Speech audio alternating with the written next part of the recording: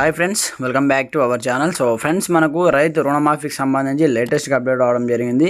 So complete information వీడియోలో తెలుసుకుందాం. ప్రతి ఒక్కరు సపోర్ట్ చేయండి, లైక్ చేయండి, కామెంట్ చేయండి, మీ ఫ్రెండ్తో షేర్ చేయండి. అయితే మనకు రుణమాఫీపై మాట తప్పిన సీఎం అంటూ కూడా చూసుకోవచ్చు. తప్పైందని వేములవాడ రాజన్నను వేడుకుంటూ హరీష్ అంటూ కూడా చూసుకోవచ్చు అన్నమాట.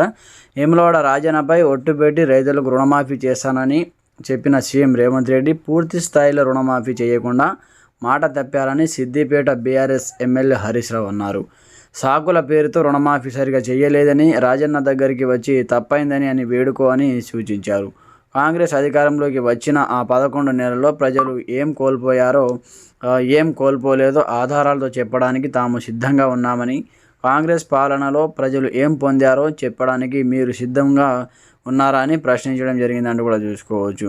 అయితే మనకు మీడియా సమావేశం నిర్వహించి సీఎం రేవంత్పై ఆరోపణలు చేశారు. రేవంత్ పాలన చేపట్టలేక రాష్ట్రంలో అన్ని బంద్ అయ్యాయని, స్టూడెంట్లు రోజు ఎక్కడో ఒక చోట ధర్నాలు చేస్తున్నారని, రైతు బంధు, కేసీఆర్ కిట్టు, బతుకమ్మ చీరలు ఆగిపోయాయని చెప్పారు. ఆయా వర్గాల దళిత బంధు, బీసీ బంధు, జర్నలిస్టులు తమ హక్కులు కోల్పోయారని ఆరోపించారంటూ చూసుకోవచ్చు. రేవంత్ రెడ్డి ఇప్పటికైనా పగలు ప్రతీకారాలు మర్చిపోయి పరిపాలనపైన దృష్టి పెట్టి సీనియర్ల సలహా తీసుకుంటూ కూడా చెప్పడం జరిగింది.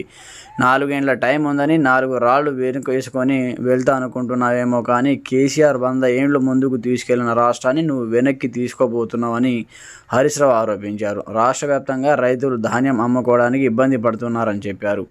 రైతులకు న్యాయం జరగాలని, రేవంత్ రెడ్డికి జ్ఞానోదయం కలగాలని రాజన్నను కోరుకున్నానని అన్నారంటూ కూడా ఇక్కడ చూసుకోవచ్చు అన్నమాట. కంప్లీట్గా మనకు రైతు రుణమాఫీకి సంబంధించి ఇంకా చాలామందికి రైతు రుణమాఫీ కాలేదు. కంప్లీట్గా ఎప్పటివరకు రుణమాఫీ చేశారు వాటికి సంబంధించిన అప్డేట్ చూసుకోవచ్చు అన్నమాట. అయితే మనకు ఈ నెలాఖరు లోపు అయితే కంప్లీట్గా డిసెంబర్ లోపు రైతు రుణమాఫీ ప్రక్రియను కంప్లీట్ చేస్తామంటూ కూడా మనకు కాంగ్రెస్ ప్రభుత్వం హామీ ఇచ్చింది. కాబట్టి మరి చూడాలి ఎంతవరకు మాఫీ అవుతుంది. ఇంకా చాలామందికి అయితే 50% అయితే మాఫీ కాలేదన్నమాట. వారికి కూడా కంప్లీట్గా మాఫీ చేస్తామంటూ కూడా మనకు చెప్పడం జరిగింది. కాబట్టి ఎవరెవరికి మాఫీ అయింది, ఎంతమందికి మాఫీ కాదు కింద కామెంట్ సెక్షన్లో తెలియజేయండి. ప్రతి ఒక్కరు ఛానల్ని సబ్స్క్రైబ్ చేసుకొని సపోర్ట్ చేయండి. Thanks for watching this video. జై హింద్.